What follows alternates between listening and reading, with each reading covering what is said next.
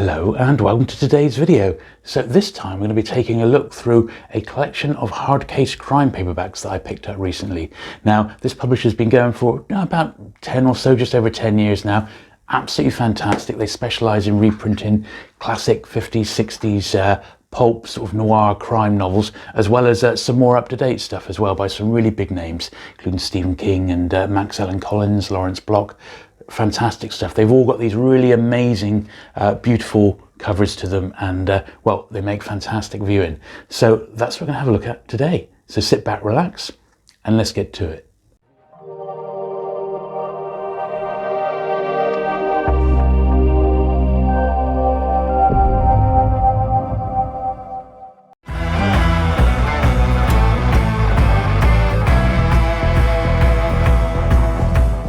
Okay then, so this was the first hard case crime book I got, and it was actually the first one that was released in the hard case crime series. And you see they've got like a little number system there, a bit like the old classic paperbacks of the 50s and 60s, the hard case crime HCC 001. This one was a reprint of sort of a lost, really, Lawrence Block, one that had been out of print for many years, called Mona. It was re-released as Grifter's Game, and what a great way to start the series off. I finished this one just recently, and boy oh boy, that was a it was fantastic. It was almost unputdownable. It was that good. It's quite a quick read. These original ones are in like the traditional A format, which is like the slightly smaller traditional paperback size, and yeah, it is quite a quick little read. I bought this one brand new off Amazon, and I look at the sort of tanning on the pages. I actually think it was possibly for a very early printing of it, possibly. I mean, it says it's published by Titan. The first hard case crime edition was September 2004. I'm not sure, but anyway, a really good book.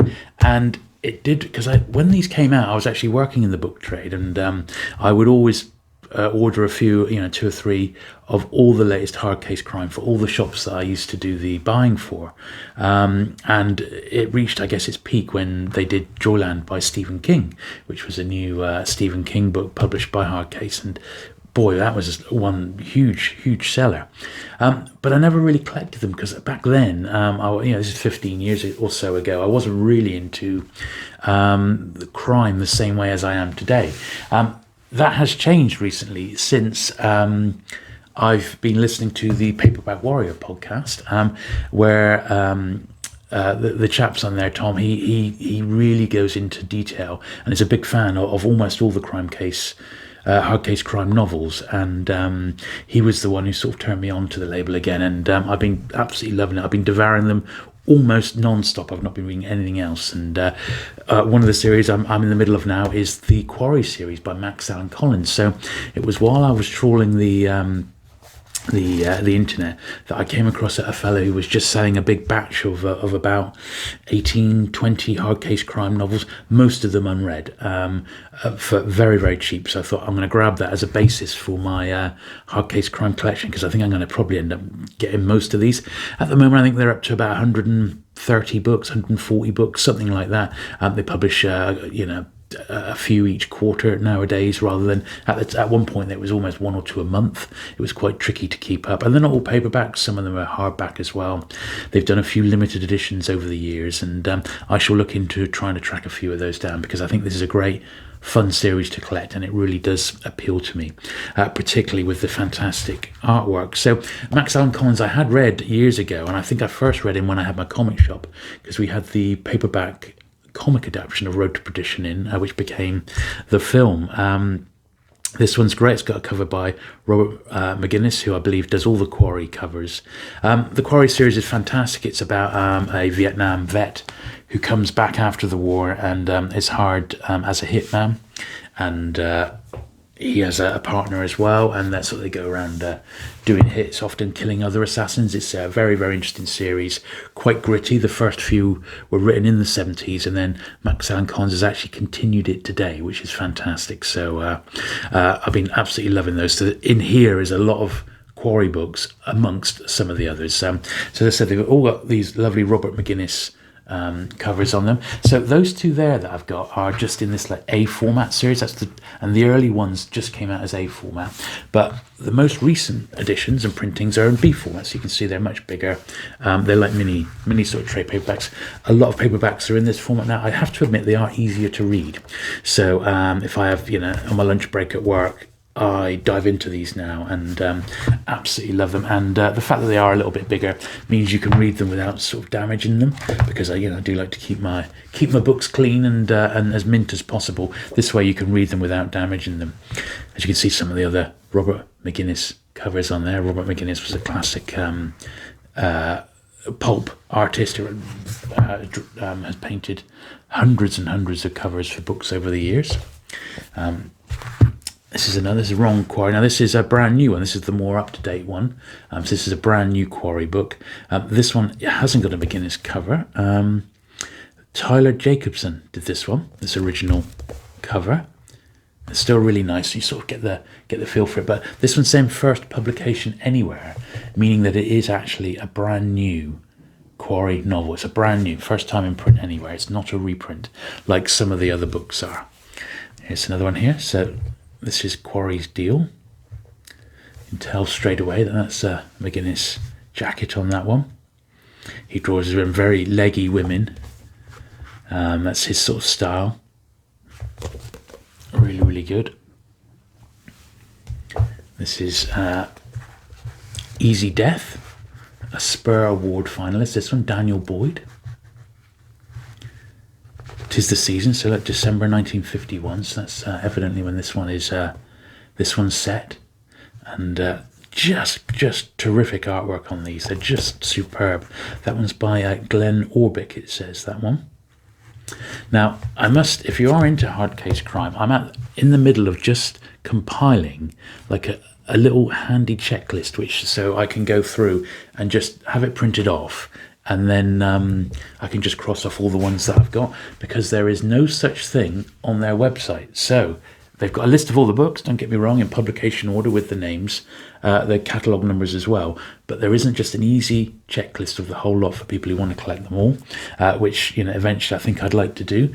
So I'm compiling my own little checklist, and as soon as I've got it finished, chances are I'll have it all done by the time this video is actually live. I shall put a link to that, like a little Google Drive document, so you can just download it yourself and have a copy for yourself. So my gift to you there, guys. All right. Another Quarry book here, Quarry's Choice. Great McGinnis cover. A bit more detail in that one. It's funny, I don't imagine Quarry as being that good looking. It's just me. I don't know. He's all right. He's a handsome chap, but maybe not that handsome. Now this one I think is probably the thickest hard case crime. Look at this, the 20-year debt. Look at the size of it. Most of these are little pulp paperbacks, but this one is quite a big one.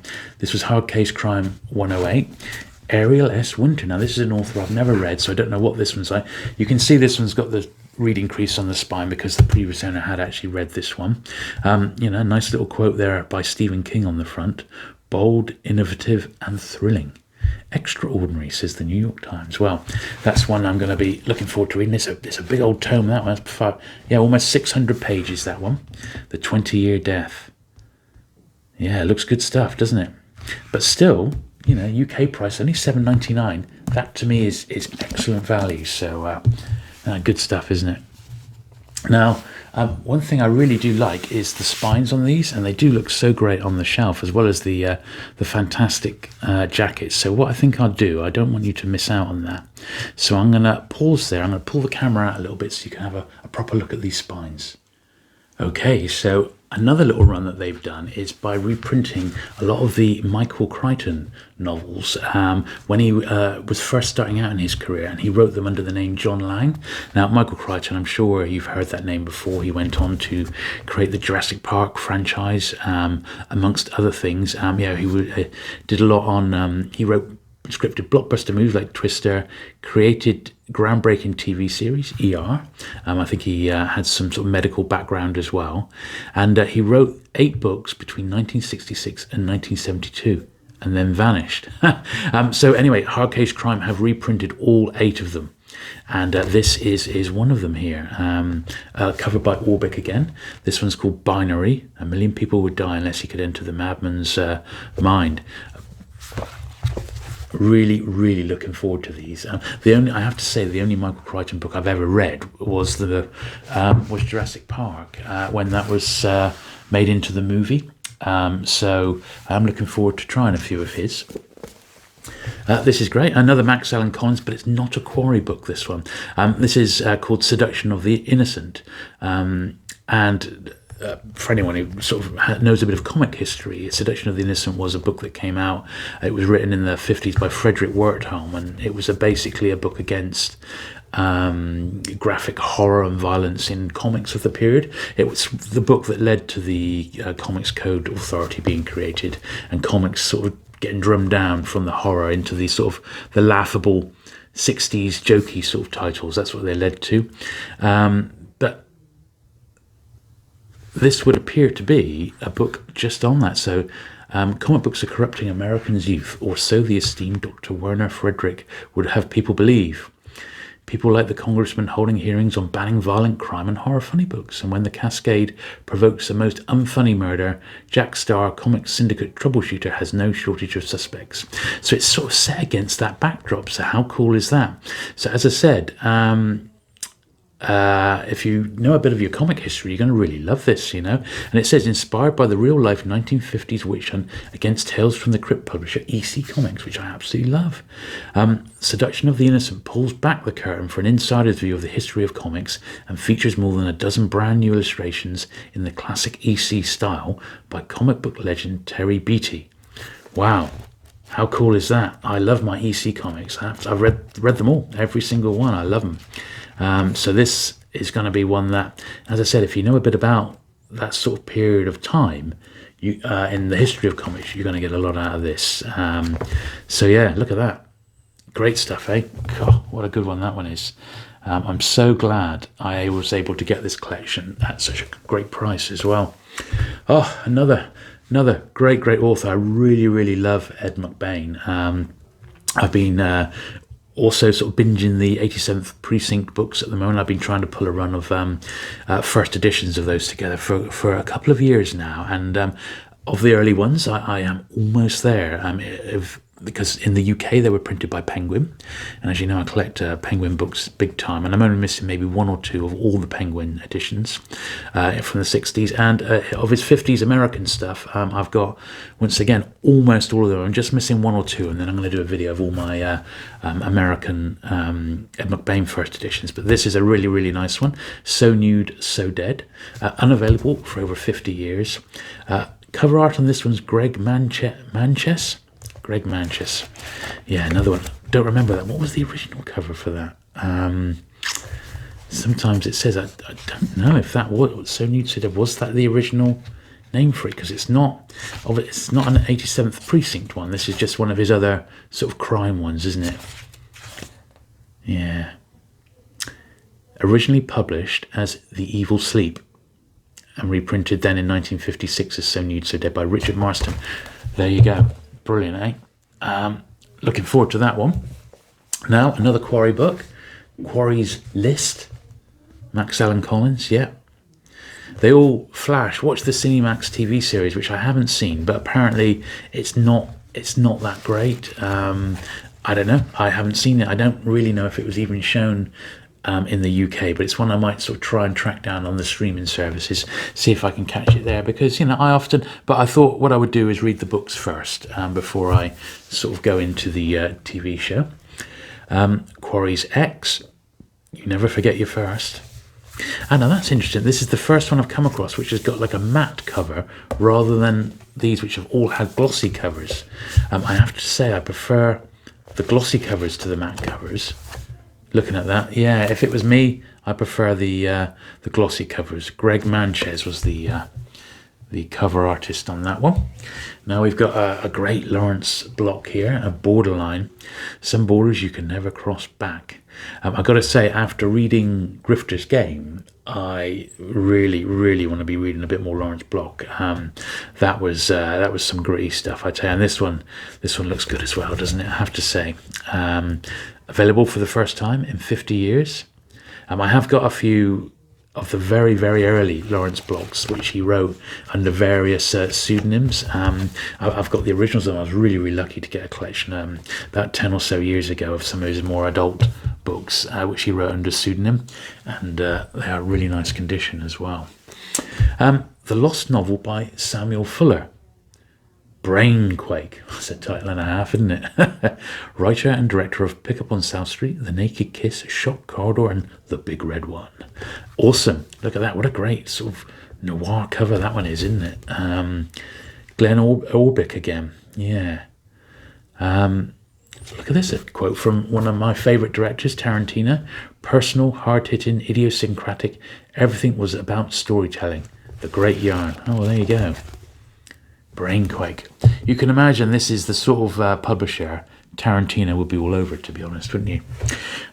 Here's the very first Quarry. This one, just finished this one. Absolutely brilliant. What a great introduction to the series.